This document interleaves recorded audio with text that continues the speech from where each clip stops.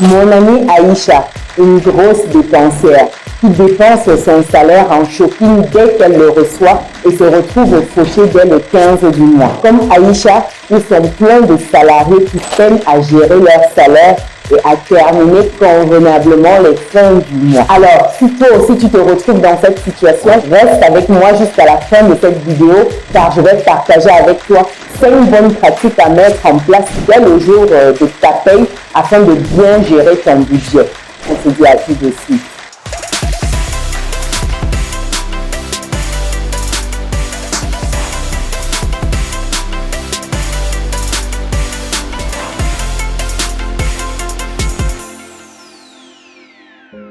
Bienvenue de nouveau sur Business et Réussite, la chaîne qui te permet de muscler ton mindset et tes finances. Si c'est quelque chose qui te parle, alors rejoins dès à présent la communauté des personnes résilientes et pense à lâcher ton pouce bleu en l'air et à partager massivement cette vidéo. Si tu me découvres pour la première fois, je suis Chimène Nana, entrepreneur, investisseur en France et en Afrique depuis quelques années et ma passion au quotidien, c'est de voir un maximum de personnes atteindre leur indépendance financière.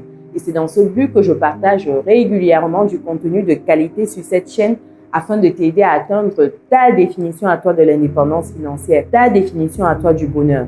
Alors, donc reste bien en place car aujourd'hui, on parle de gestion de finances. Le jour de paye, c'est le moment le plus attendu pour nombreux salariés. Certes, c'est le jour où on peut se permettre quelques petits plaisirs pour récompenser ses efforts, mais cela peut très vite se transformer en cauchemar si on ne se canalise pas rapidement et surtout si on ne canalise pas ses envies. Le jour de paye peut généralement être une journée du mois où on se sent bien et surtout plus riche que la veille. On a souvent des envies de courir dans les magasins pour faire du shopping, ou alors on va aller au restaurant ou encore en boîte de nuit pour se faire plaisir, comme on dit souvent. Toujours se faire plaisir. Toutefois, tu dois faire attention ici à avoir une certaine discipline quand tu reçois ton argent.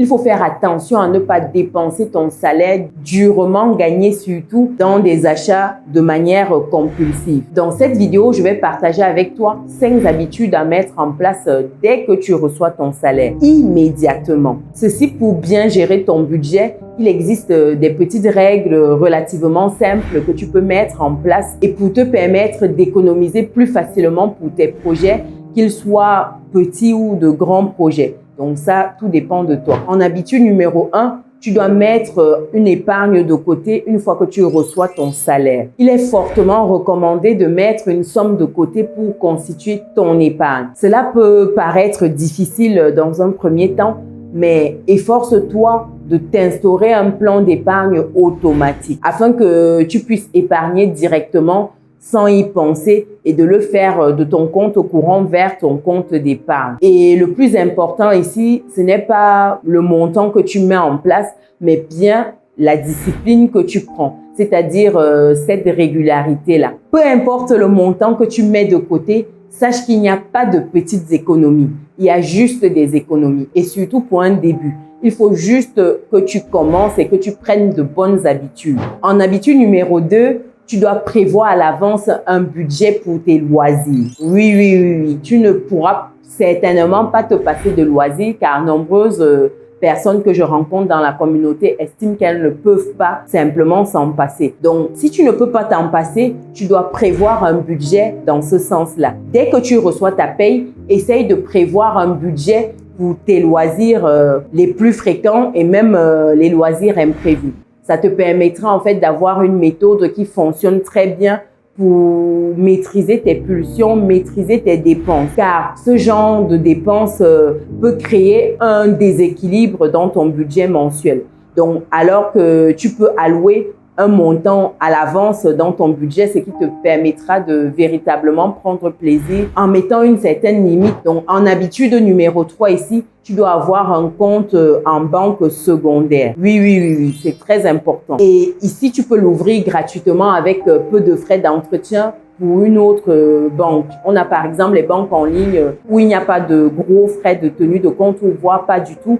quand tu domicilies ton salaire, par exemple, ou alors quand tu as un certain montant d'épargne qui reste sur ton compte, tu ne payes pas les frais. L'idée, c'est de transférer une partie de ton salaire sur le compte secondaire dès la réception de ton salaire. Très important. L'objectif de ce compte sera de gérer efficacement tes dépenses secondaires telles que les loisirs, comme on l'a dit un peu plus tôt, le shopping, toutes tes sorties, tout et tout. Donc, sur ton compte principal, tu pourras gérer facilement tes dépenses les plus importantes, telles que tes dépenses fixes comme les factures de loyer, d'électricité, et les dépenses les moins essentielles pourront aller sur ce compte secondaire-là. C'est une organisation qui peut être intéressante à avoir ici. Maintenant, il faut juger en fonction de sa situation. En habitude numéro 4, tu dois éviter de te rendre dans un centre commercial le jour de ta paye. L'erreur que certaines personnes commettent le jour de paye, c'est d'aller directement dans un centre commercial ou dans des centres commerciaux pour faire du shopping. C'est à éviter à tout prix si tu souhaites gérer efficacement ton budget. Il n'est pas interdit de faire des achats, mais ce qu'il faut éviter, ce sont des achats compulsifs. Je l'ai déjà dit dans une précédente vidéo. Les achats compulsifs, c'est tout ce qui va te permettre de déséquilibrer ton budget et de te retrouver dès le 15 du mois comme Aïcha dans le rouge. Donc, ce n'est pas judicieux ici. En habitude numéro 5, tu dois énumérer tes dépenses importantes. Lorsque tu reçois ton salaire, l'une des priorités doit être de cibler tes dépenses les plus importantes et d'y consacrer la priorité dans les dépenses. Sachant qu'en amont, il faut mettre une partie de côté. Les dépenses comme le loyer, les factures d'électricité, la nourriture devraient passer en premier avant toute autre dépense, telle que les loisirs, le shopping. Non, non, non. D'abord, les priorités. Ensuite, toutes les autres dépenses. C'est très important. J'insiste beaucoup là-dessus. Et avant ces dépenses-là, tu dois te payer en premier. Je l'ai déjà dit dans une précédente vidéo également, tu dois appliquer la politique de se payer en premier. C'est expliqué dans des livres comme Père riche, Père pauvre.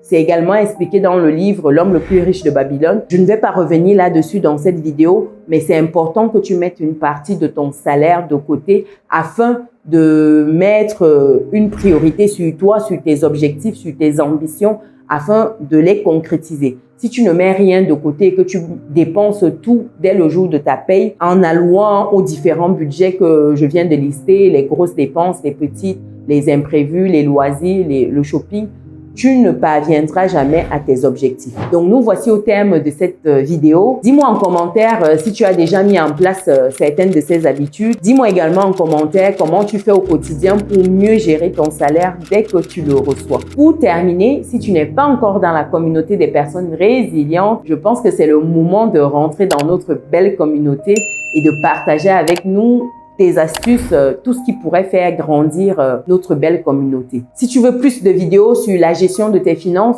je t'invite à cliquer sur cette vidéo qui s'affiche à l'écran, qui te permettra de savoir comment tu peux économiser beaucoup d'argent facilement. On se dit à très bientôt. Ciao!